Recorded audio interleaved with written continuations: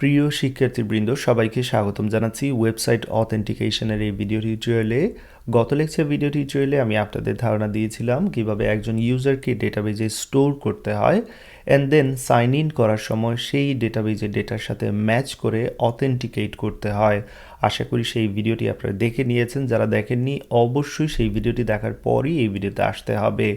তো সেই অথেন্টিকেশন ছিল খুবই লোয়ার লেভেলের অথেন্টিকেশন, কারণ যখনই আমরা ডেটাবেজে ডেটা স্টোর করছি সেটা খুবই হিউম্যান রিডেবল, যেমনটা এখানে আপনারা দেখতে পাচ্ছেন।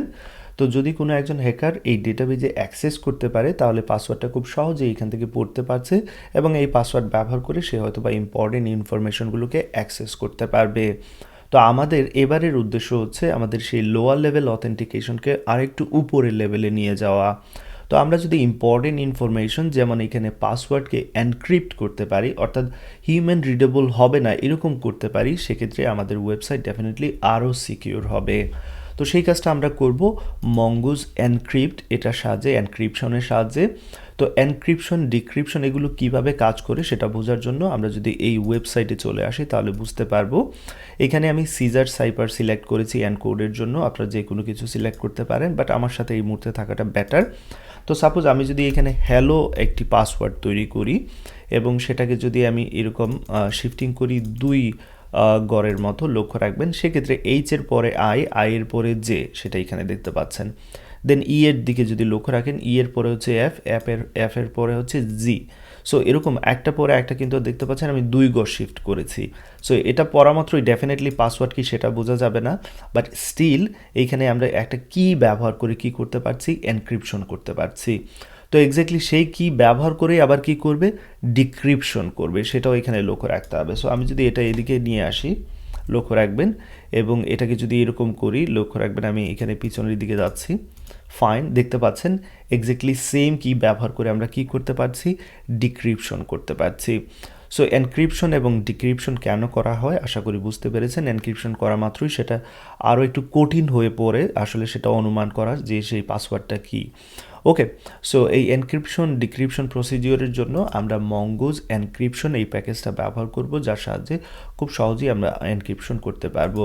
তো মঙ্গুজ এনক্রিপশন আসলে কি ব্যবহার করে, কোন প্রসেস ব্যবহার করে সে এনক্রিপশন করে সেটা তারা এখানে ডিটেলসে দেওয়া আছে, আপনারা চাইলে পড়তে পারেন।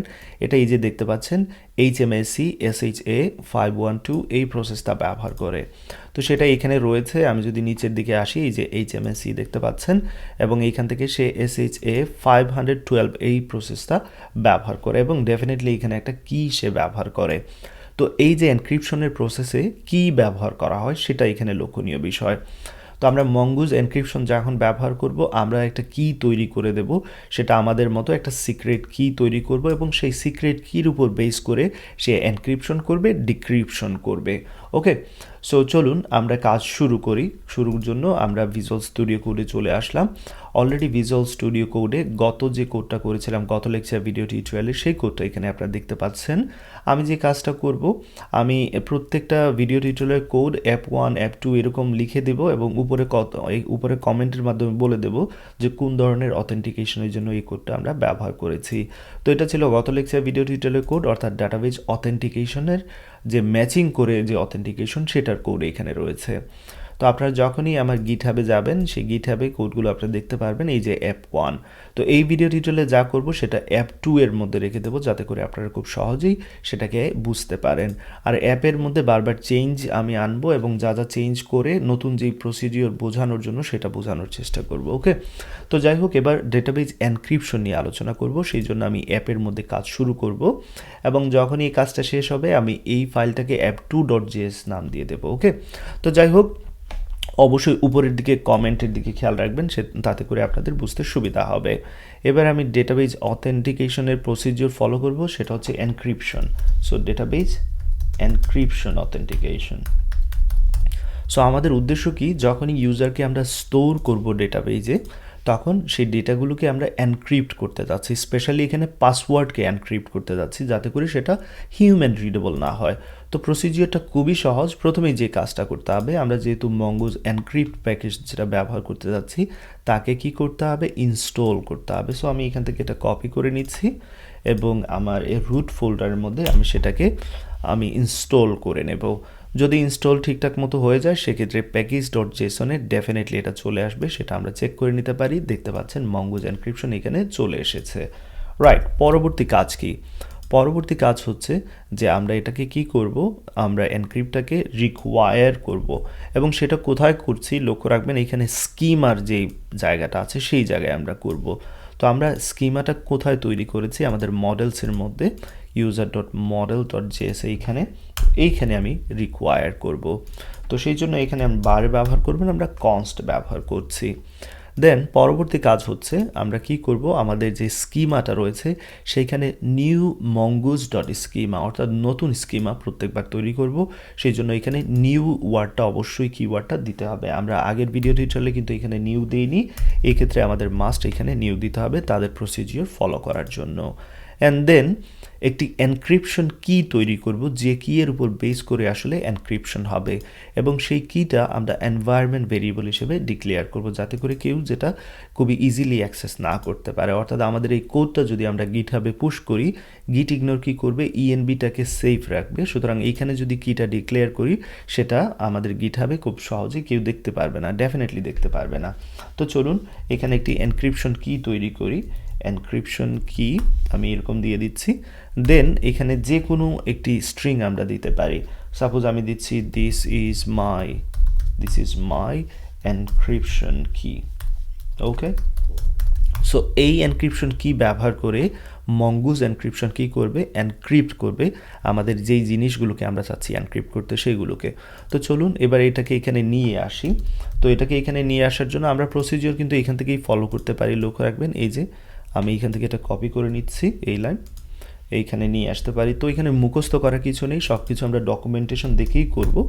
তো এনক্রিপশন কিটা আমরা কোথা থেকে পাবো, process.env এর মধ্যে আমরা সেট করেছি এনক্রিপশন কি। সো এনক্রিপ্ট কি এরকম দিয়েছিলাম যদি সঠিক থাকি, ইএনসি কি, রাইট, এক্স্যাক্টলি এরকম দিয়েছিলাম। তো এবার এনক্রিপশন কিটা আমরা পেয়ে গেলাম, তাহলে কিভাবে এবার এনক্রিপশনে কাজ করব। তো এনক্রিপশনের প্রসিজিওর এইখানে দেয়া আছে দেখতে পাচ্ছেন। তো এখানে আরেকটু নিচের দিকে যদি যাই আমরা চাইলে কোন ফাইলগুলোকে এনক্রিপ্ট করব সেটা বলে দিতে পারি, আবার কোনগুলোকে এক্সক্লুড করতে যাচ্ছি সেটাও চাইলে বলে দিতে পারি। তো আমি এইখানে কোনগুলোকে ইনক্লুড করব সেই প্রসিজিওরটা এখানে ফলো করতে যাচ্ছি। সো Ctrl+C চেপে আমি এখানে এটা কপি করে নিলাম, এই জায়গায় পেস্ট করে দিচ্ছি। তো আমাদের এখানে কি কি রয়েছে, ইমেল, পাসওয়ার্ড, ক্রিয়েটেড অন, আমরা কাকে এনক্রিপ্ট করতে যাচ্ছি শুধু তাকেই বলে দিতে পারবো খুব সহজেই এর মধ্যে। এই জায়গায় আমি এখান থেকে এই কমেন্টটা সরিয়ে দিচ্ছি, ফাইন। তো আমরা কি করছি, এখানে আমাদের যে স্কিমাটা রয়েছে ইউজার স্কিমা, তার সাথে আমরা একটা প্লাগইন অ্যাড করছি। সেই প্লাগইনে এনক্রিপ্ট, যে এনক্রিপ্টটা আমরা উপরের দিকে এখানে ডিক্লেয়ার করেছি যেটা মঙ্গুজ এনক্রিপশনের। দেন এনক্রিপশন কি দিতে হবে, যেটা আমরা কি করেছি আমাদের .env-তে ডিক্লেয়ার করে দেন আমরা এই জায়গায় নিয়ে এসেছিলাম এনক্রিপ্ট কি এর মধ্যে। সো সেই এনক্রিপ্ট কিটা এখানে আমি বসিয়ে দিলাম। সাইন ইন কি, এখানে আমাদের সাইন ইন কির কোনো দরকার নেই, সেটা আমি এখান থেকে সরিয়ে দিচ্ছি। দেন এনক্রিপ্টেড ফিল্ডসের নাম দিতে হবে, আমরা কাকে এনক্রিপ্ট করতে যাচ্ছি। আমরা চাইলে এখানে বলে দিতে পারি মাল্টিপল প্রপার্টিজ, বাট আমরা চাচ্ছি শুধুমাত্র আমাদের যে পাসওয়ার্ডটা রয়েছে তাকে এনক্রিপ্ট করতে। আমরা যদি চাই এখানে সাপোজ ইউজার নেম বা ইমেলকে এনক্রিপ্ট করতে, সেই ক্ষেত্রে আমার এখানে দিতে হবে ইমেল, যেটা আসলে আমি চাচ্ছি না। আমি চাচ্ছি ইমেল ভিজিবল থাকুক, বাট পাসওয়ার্ডটাকে এনক্রিপ্টেড করতে যাচ্ছি। সো ফার সো গুড, এতটুকু কাজই আমাদের করার দরকার ছিল।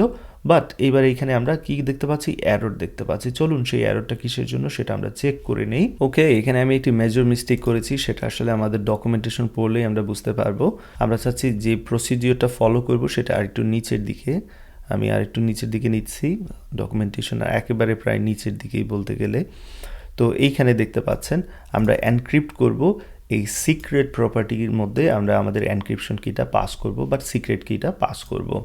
তো সেই জন্য এইখানে সিক্রেট দিতে হবে, এই যে উপরে এনক্রিপশন কির জায়গায় এখানে আমরা সিক্রেট এই কিওয়ার্ডটা পাস করব। দ্যাটস ইট, এই সিক্রেটের মধ্যে আমরা কি করছি, আমাদের এনক্রিপশন কিটা পাস করছি। সেভ করে নিলাম। এবার যদি সব ঠিকঠাক থাকে দেখতে পাচ্ছেন এটা পারফেক্টলি রান হচ্ছে এবং মঙ্গোডিবি অ্যাটলাস ইজ কানেক্টেড দেখাচ্ছে। তো এবার আমি যে কাজটা করব, আমি এইখানে নতুন ইউজার স্টোর করব। আমাদের কাজ কিন্তু শেষ। তো যখনই আমরা নতুন ইউজার সেভ করব, সে কী করবে, মঙ্গোজ এনক্রিপশন সেই ইউজারের পাসওয়ার্ডটাকে এনক্রিপ্ট করবে অ্যান্ড দেন আমরা যখনই ডেটাবেস থেকে আবার ইউজারকে ফাইন্ড করার চেষ্টা করব, লগ ইন করার চেষ্টা করব, তখন সে কী করবে, আবার এখানে ডিক্রিপ্ট করবে, যে কিটা আমরা ব্যবহার করেছি সেই কি ব্যবহার করে সে আবার ডিক্রিপ্ট করবে। তো চলুন এবার আমরা চেক করে নিই এটা কাজ করছে কি না। সেই জন্য আমরা চাইলে আমাদের পূর্ব পরিচিত থান্ডার ক্লায়েন্ট ব্যবহার করতে পারি, এবং এই থান্ডার ক্লায়েন্টের মধ্যে আমরা যেই কাজটা করতে যাচ্ছি, আমি এখানে পোস্ট যাচ্ছি, রেজিস্টার করব প্রথমেই। তো আমি ডিফারেন্ট একটি ইমেল নিচ্ছি, এখানে লক্ষ্য রাখবেন rabia@gmail.com, অ্যান্ড পাসওয়ার্ড আমি এক্স্যাক্টলি সেম রাখছি, একটু আগে যে ইউজার নেম ছিল বা ইমেল ছিল তার জন্য যেটা ছিল সেম এক্স্যাক্টলি রাখছি। দেন সেন্ডে ক্লিক করব, যদি সব কিছু ঠিকঠাক থাকে এখানে 201 ক্রিয়েটেড দেখাবে এবং ঠিক তেমনটাই দেখাচ্ছে। তো এইবার আমাদের পাসওয়ার্ড যেটা তৈরি হয়েছে এইখানে দেখাচ্ছে পাসওয়ার্ড নোড 1234।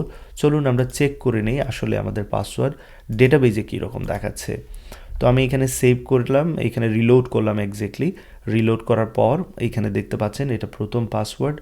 নেক্সট যেটা রয়েছে এইবার লক্ষ্য রাখুন, এই যে ইমেল rabia@gmail.com এর জন্য যে পাসওয়ার্ডটা রয়েছে সেটা একটা বাইনারি পাসওয়ার্ড। ডেফিনেটলি এটা হিউম্যান রিডেবল না, এটা আমরা এত ইজিলি বুঝতে পারছি না, যেমনটা আগের পাসওয়ার্ডের ক্ষেত্রে এখানে নোড 1234 যেটা খুবই ইজিলি রিডেবল ছিল, বাট এবারের পাসওয়ার্ড এটা দেখে বোঝার উপায় নেই যে এটা ইউজার কোন ধরনের পাসওয়ার্ড দিয়েছিল।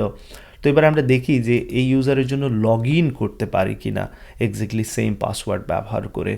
ওকে, তো আমি সেই জন্য চলে যাব আমাদের যে পোস্ট মেথডই থাকবে এখানে, বাট লগ ইন রাউটে। তো লগ ইন রাউটে চলুন, আমি এখানে যে কাজটা করি ইউজার নেমটা দিয়ে দিই, ইমেলটা ঠিকঠাক মতো দিচ্ছি, অ্যান্ড পাসওয়ার্ড এটা ব্যবহার করেছিলাম রেজিস্টার করার সময়, সেটা ব্যবহার করে আমি সাইন ইন করার চেষ্টা করছি এবং দেখাচ্ছে এখানে ভ্যালিড ইউজার। যদি আমি এখানে পাসওয়ার্ড চেঞ্জ করে দেন সেন্ডে দিই সেক্ষেত্রে দেখাচ্ছে নট ভ্যালিড ইউজার। তো আশা করি এখানে এনক্রিপশন এবং ডিক্রিপশনের ব্যবহারটা বুঝতে পেরেছেন, এবং কিভাবে আমাদের অথেন্টিকেশনকে আরেকটু উপরের লেভেলে আমরা নিয়ে যেতে পেরেছি সেটাও বুঝতে পেরেছেন। মঙ্গুজ এনক্রিপশন এই ডকুমেন্টেশনটা পড়ে আপনারা চাইলে মঙ্গুজ এনক্রিপশনের সাহায্যে খুব সহজেই আপনাদের ওয়েবসাইটকে অথেন্টিকেট করতে পারবেন। প্রসিজিওরে দেখতে পেরেছেন মূলত আমাদের app.js এ কোনো পরিবর্তন করার প্রয়োজন হয়নি, আমরা জাস্ট আমাদের স্কিমাতে পরিবর্তন এনেছি। সেটা কি, আমরা এনক্রিপ্ট প্যাকেজটাকে ইনস্টল করেছি, নিউ কিওয়ার্ডটা এখানে এনেছি, অ্যান্ড দেন এনক্রিপশন কি এর সাহায্যে আমরা user schema dot plug in এই ফাংশন ব্যবহার করে আমরা এনক্রিপ্ট করেছি। তো যেহেতু app.js এ কোনো পরিবর্তন আনিনি, আশা করি এই প্রসিজিওরটা মনে রাখা আপনাদের জন্য অনেক সহজ। জাস্ট ডেটাবেজের ডেটাগুলোকে আমরা এনক্রিপ্ট করেছি। তো আমি যখন app2.js ফাইল তৈরি করেছি এখানে অলরেডি আপনারা দেখতে পাচ্ছেন এখানে জাস্ট স্কিমাতে কী পরিবর্তন এনেছি সেটা কমেন্টের মাধ্যমে দিয়েছি, এবং app.js এ যা কিছু আছে সব অ্যাজ ইট ইজ রয়েছে। তো আমি এই ফাইলটাকে আমার গিটহাবে পুশ করে দেবো, আশা করি বিষয়টা আপনারা বুঝতে পারবেন। তো আমাদের এইখানে যে অথেন্টিকেশন করলাম এখানে মেজর ফ্যাক্টরটা হচ্ছে কি, আমরা যে কিটা ব্যবহার করেছি, আমি এখান থেকে এগুলো সরিয়ে নিচ্ছি আপনাদের বুঝতে সুবিধা হবে। এই যে এনক্রিপশন কিটা হচ্ছে মোস্ট ইম্পর্টেন্ট। এবার কোনো কারণে যদি হ্যাকার এই কিটা অ্যাক্সেস করতে পারে, সে হয়তো বা এই কি ব্যবহার করে কি করতে পারবে, আমাদের পাসওয়ার্ডটাকে আবার ডিক্রিপ্ট করতে পারবে, অর্থাৎ হিউম্যান রিডেবল করে নিতে পারবে। তো সেই জন্য আমরা এমন প্রসিজিওর ফলো করতে চাই যেখানে আসলে কোনো এনক্রিপশন কি এর প্রয়োজন হয় না।